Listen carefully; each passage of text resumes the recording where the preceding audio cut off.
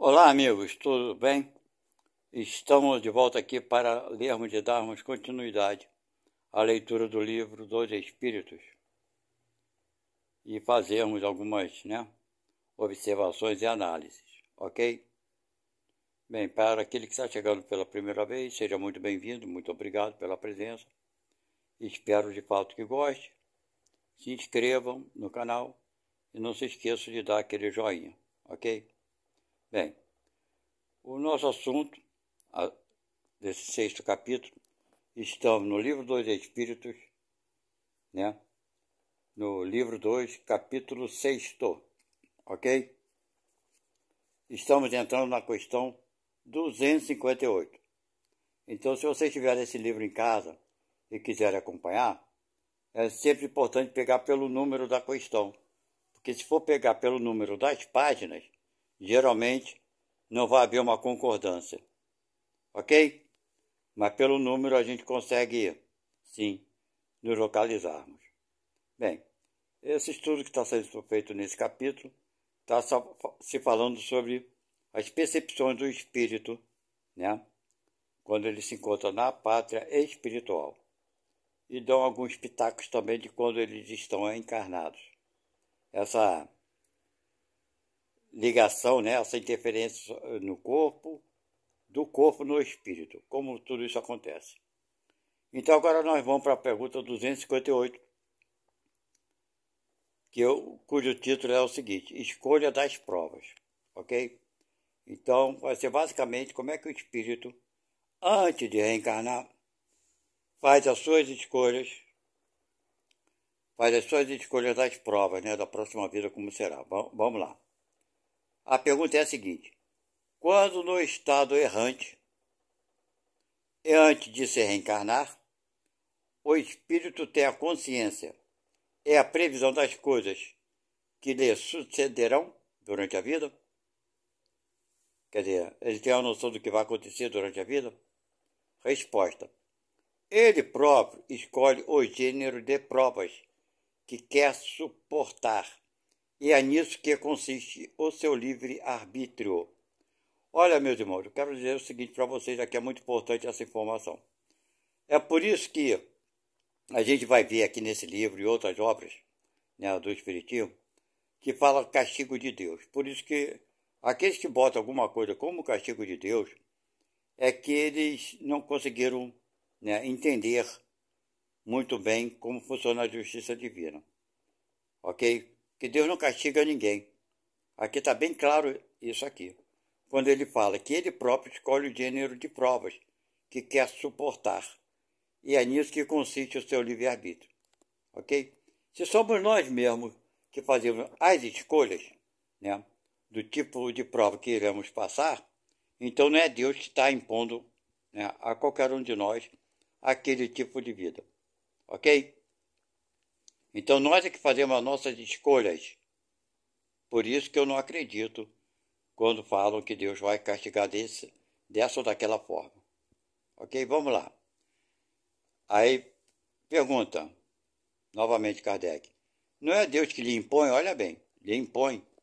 Então as tribulações da vida, como castigo, é aquilo que eu acabei de falar antes, Agora vamos lá. Nada ocorre sem a permissão de Deus. Isso é uma coisa.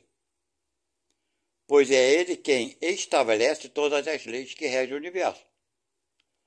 Perguntar então por que fez tal lei ao invés de outra, dando ao espírito a liberdade de escolha, deixa-lhe toda a responsabilidade de seus atos e suas consequências, de maneira que nada entrava o seu futuro.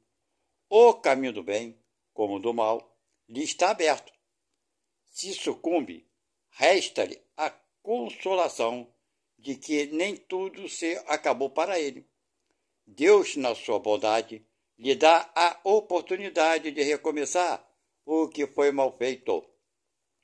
É necessário, aliás, distinguir o que é obra da vontade de Deus do que é da vontade do homem. Se um perigo vos ameaça, não foste vós que criastes, mas Deus, contudo, pela própria vontade, a ele vos impondes, porque vedes o meio de adiantar-vos, e Deus o permitiu. Vocês estão entendendo? Quer dizer, tudo aquilo que acontece com cada ser vivo aqui na Terra, cada ser humano, estamos falando de seres humanos, acontece que é para o bem desse irmão. Porém, nós aqui, homens, né, quando estamos no corpo, somos denominados como homens, temos uma visão estreita e pequena e muito acanhada, onde a gente tudo vê que é mal, que é maldade. E a gente não consegue ver o bem que existe por trás daquele ato, né, daquele acontecimento desagradável. Ok? A gente não consegue aceitar isso. É falta de entendimento e compreensão. Então, se Deus permite, é para o bem de todos.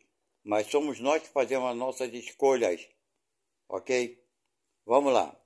259.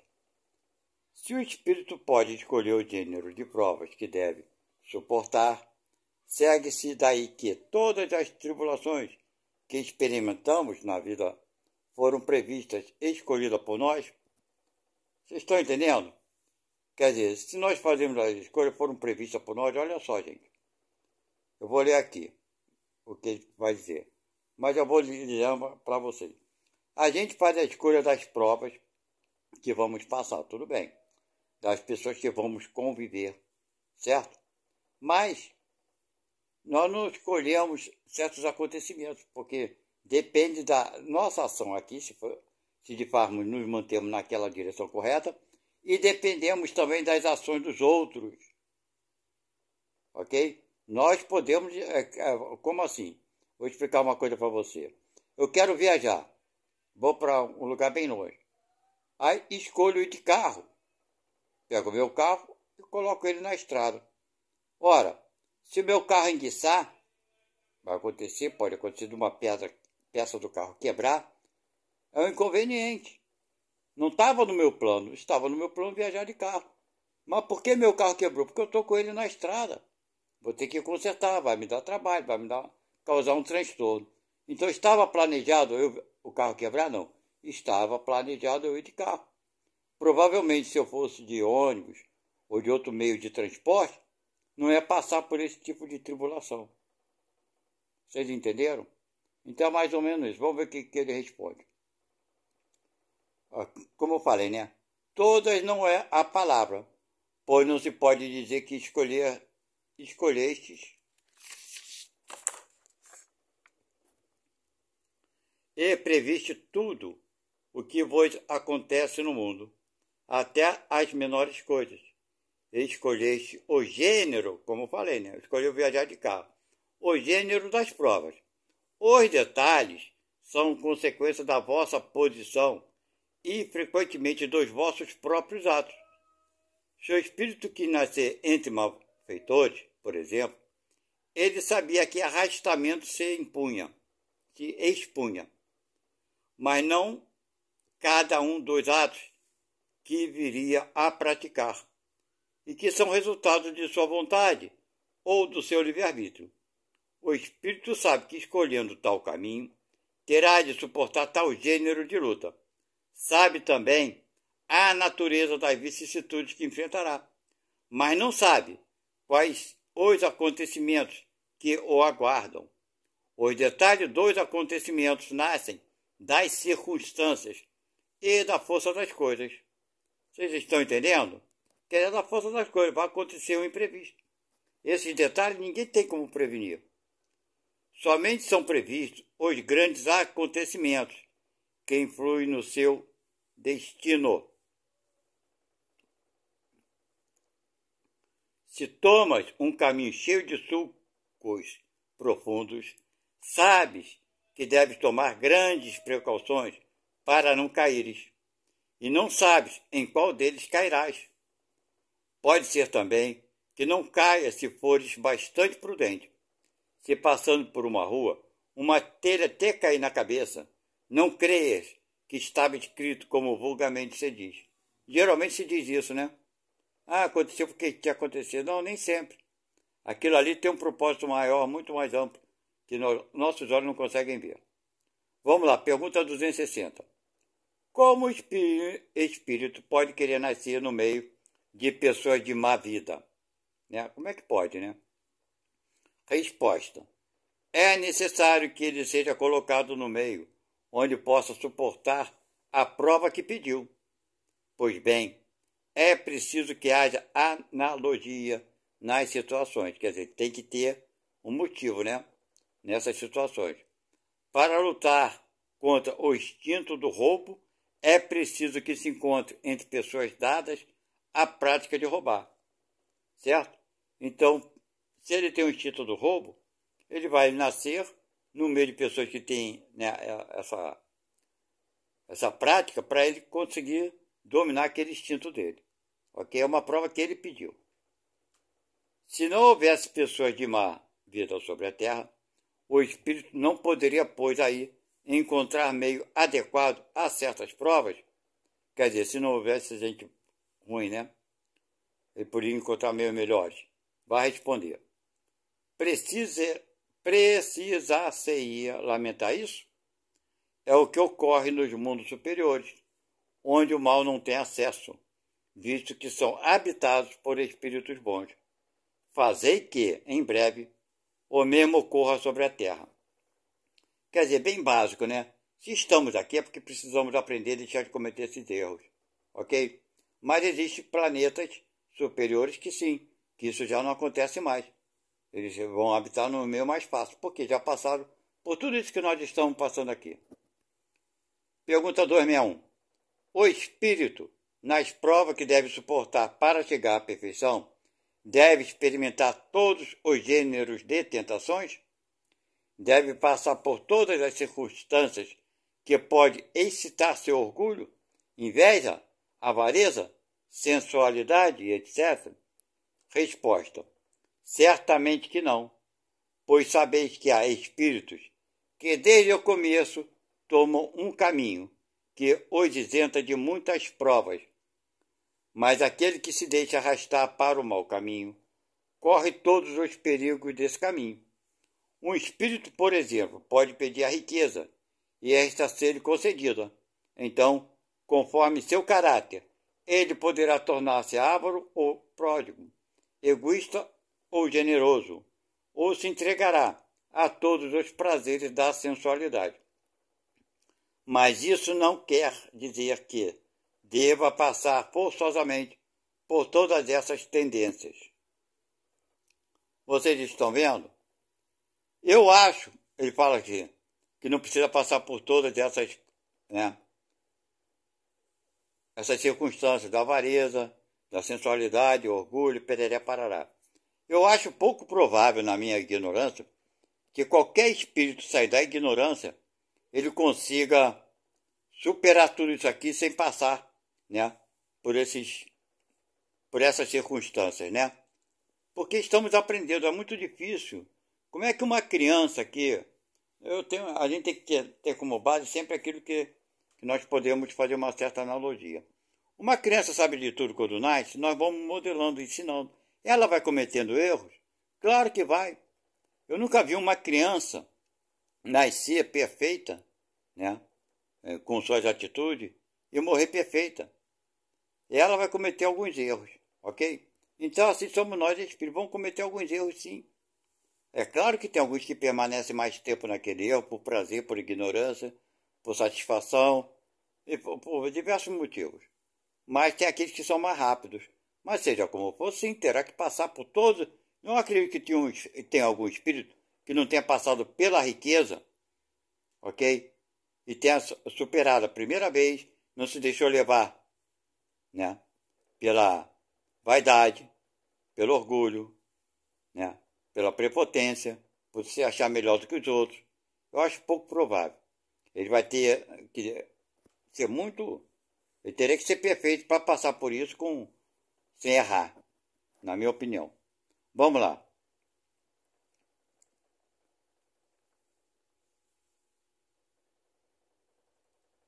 Então a resposta é certamente que não, pois sabeis que há espíritos que dele não acreditam nisso. Que desde o começo tomaram o caminho certo e isenta de prova. Não acredito, ok? Vamos à pergunta 262. Como pode o espírito, que em sua origem é simples, ignorante e sem experiência, escolher uma existência com conhecimento de causa e ser responsável por essa escolha? Boa pergunta, né? Deus supre a sua inexperiência, traçando-lhe o caminho que deve seguir, como o fazes para uma criança desde o berço. À medida que... Eu acho pouco provável, hein? Muito pouco provável. Eu não acredito que haja, não. Deus está ali sempre, nos mandando, né, através da intuição, o que devemos fazer ou não devemos fazer. Mas é muito difícil o espírito que vem ignorante fazer tudo certo. À medida que seu livre-arbítrio se desenvolve, ele o deixa pouco a pouco livre para escolher. Quer dizer, Deus vai nos deixando livre para escolher, certo? É então que frequentemente se extravia tomando o mau caminho, se não escuta o conselho dos bons espíritos. É o que podemos chamar a queda do homem. Por isso que eu acho que todos têm a queda. É pouco provável que o cara não se deixe levar. Vamos lá. Eu talvez um dia venha conhecer isso. Algum espírito que tenha passado por tudo certinho, bonitinho. Vamos lá. Quando o espírito goza do seu livre-arbítrio, depende exclusivamente da sua vontade a escolha da existência corporal, ou essa existência pode lhe ser imposta pela vontade de Deus como expiação? Quer dizer, ele próprio escolhe ou Deus pode impor? Resposta: Deus sabe esperar, não apressa a expiação. Está vendo aí? Deus não tem pressa alguma, tem só a eternidade para que aquele espírito se melhore. Entretanto, Deus pode impor uma existência a um espírito quando este, por sua inferioridade ou sua má vontade, não está apto a compreender o que poderia ser de mais salutar, e quando vê que essa existência pode servir à sua purificação e adiantamento, ao mesmo tempo que encontra nela uma expiação. Vocês estão vendo aqui, né? Nesses casos aqui, geralmente a espiritualidade nos informa que existe a reencarnação compulsória. Aí o espírito não tem condição de fazer escolha alguma, porque seu estado espiritual e mental está tão desequilibrado que ele não tem condição de fazer escolha nenhuma. Aí sim existe uma imposição, ele precisa se melhorar. Não para os outros, mas sim evoluir, que esse é o propósito de todos nós.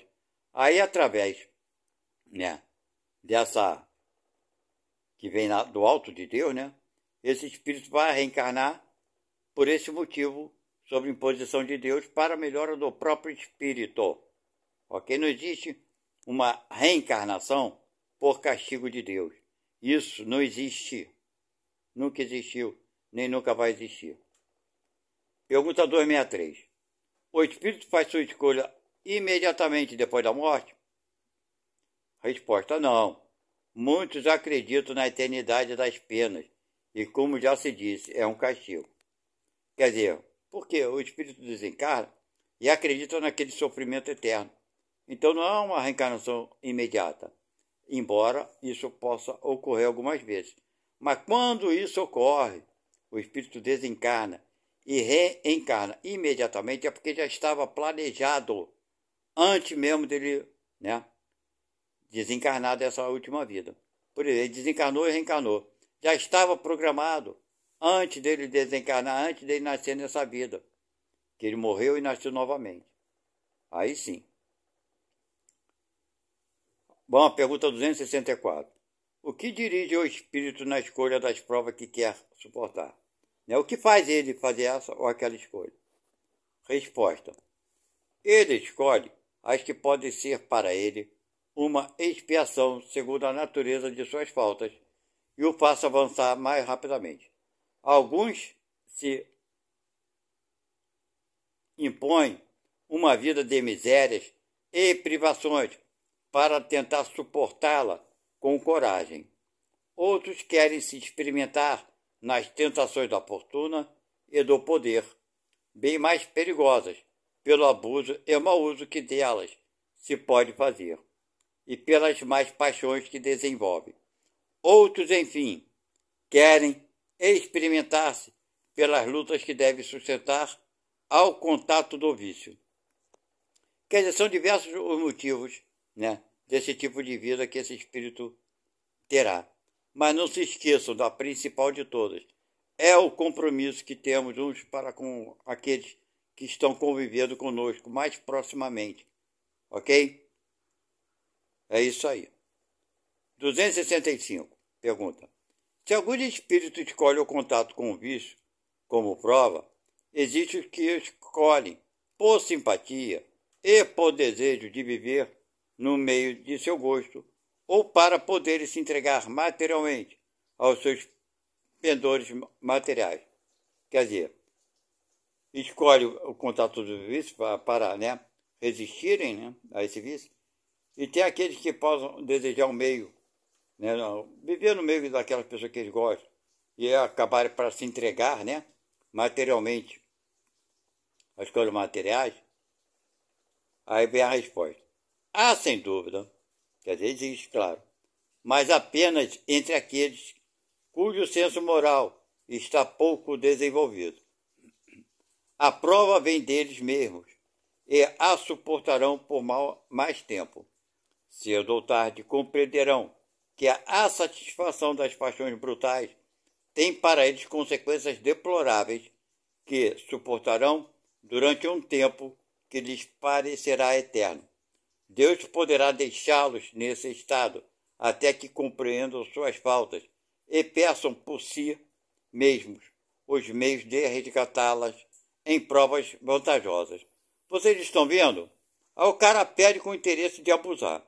Aí Deus pode até permitir, claro, conforme eu falei lá em cima. Mas acaba com o tempo vendo que a escolha foi estúpida. E com o tempo ele vai ver que aquilo ali foi estupidez e vai querer mudar.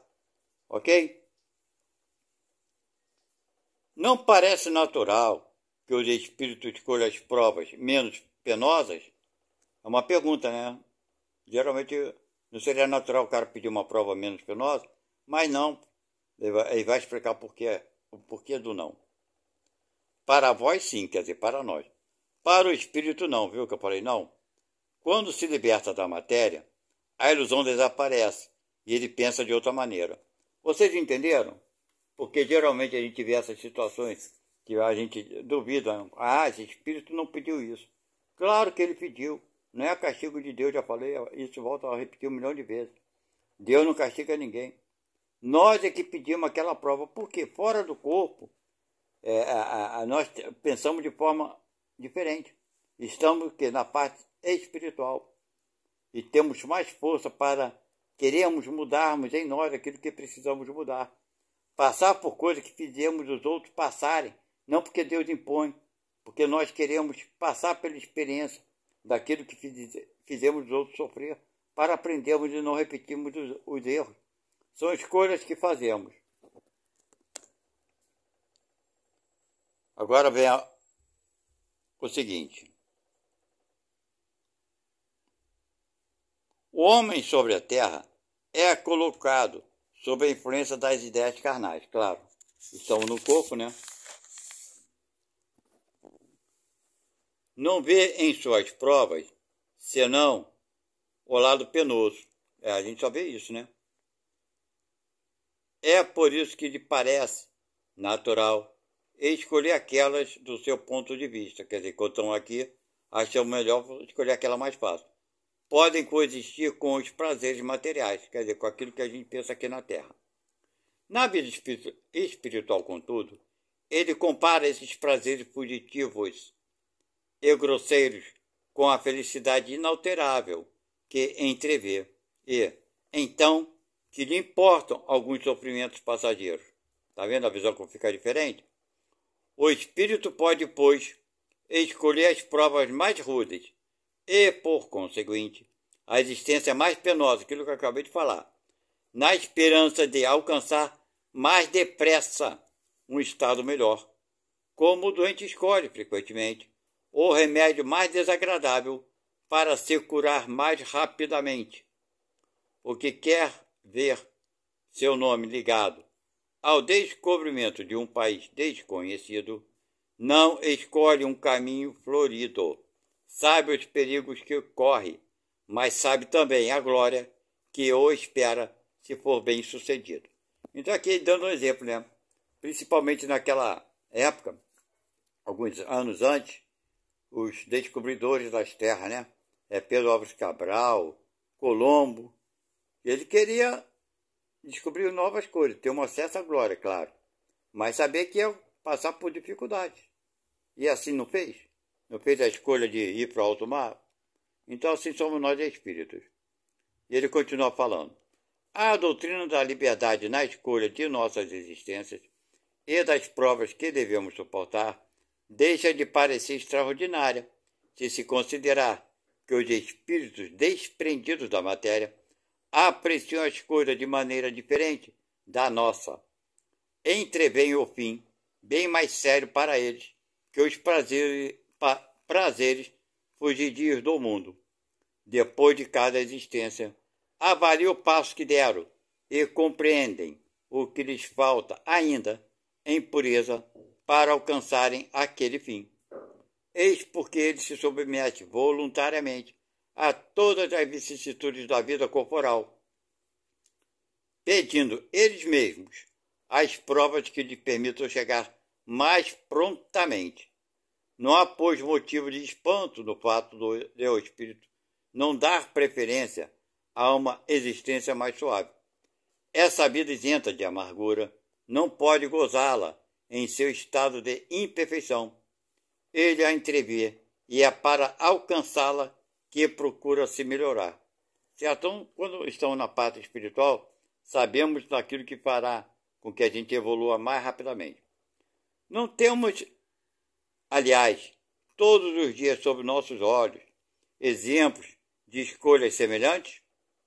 Que faz o homem que trabalha uma parte da sua vida sem trégua, sem descanso, para reunir haveres que lhe garantam o bem-estar, senão uma tarefa que se impõe tendo em vista um futuro melhor.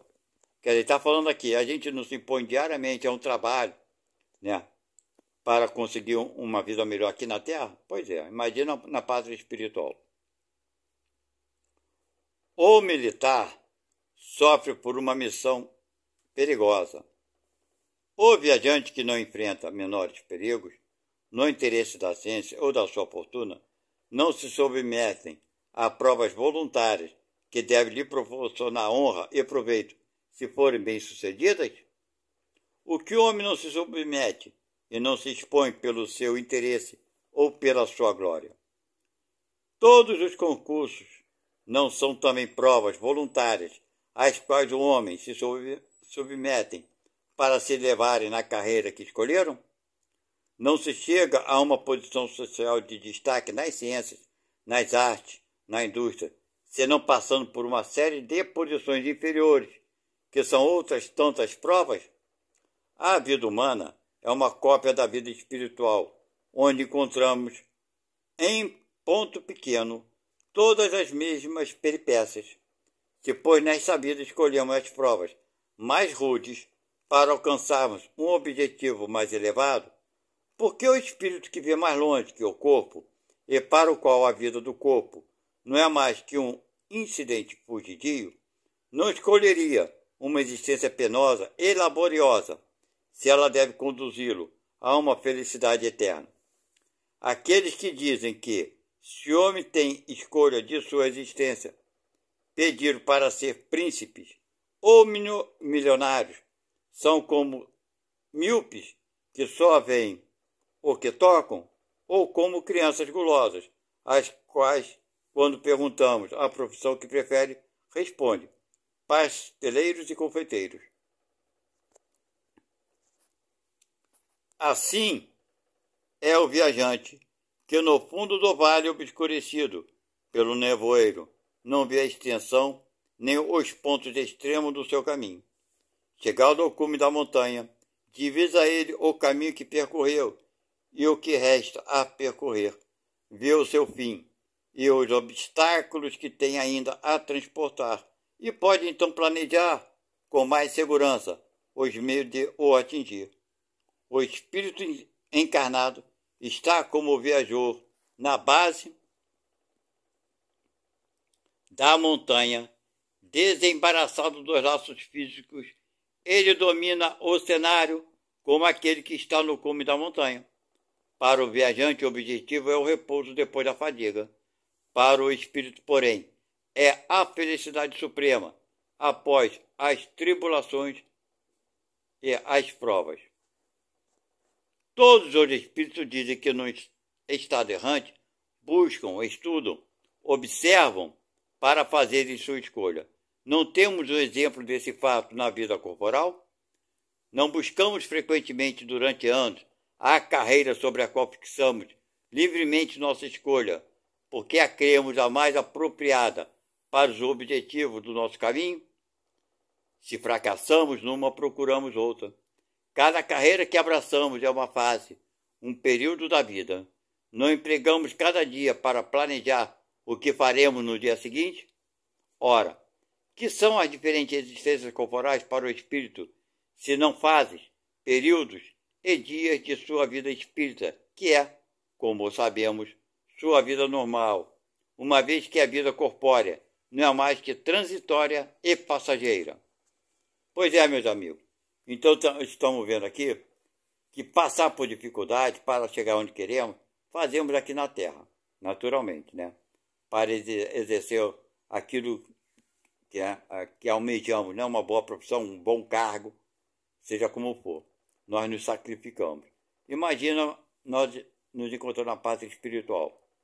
Nós vamos aumentar essa visão, né? Que se suportarmos por tal coisa, passar por tal coisa, conseguiremos avançar muito mais rapidamente. É uma visão mais ampla do espírito. Ok? Eu vou encerrando por aqui. Espero que tenhamos compreendido bem. Nós estamos agora, vamos entrar na 6ª parte, no número 267. Ok? Não esqueçam de dar aquele joinha, aquele like e se inscreverem no canal. Muito obrigado a todos e até a próxima. Tchau.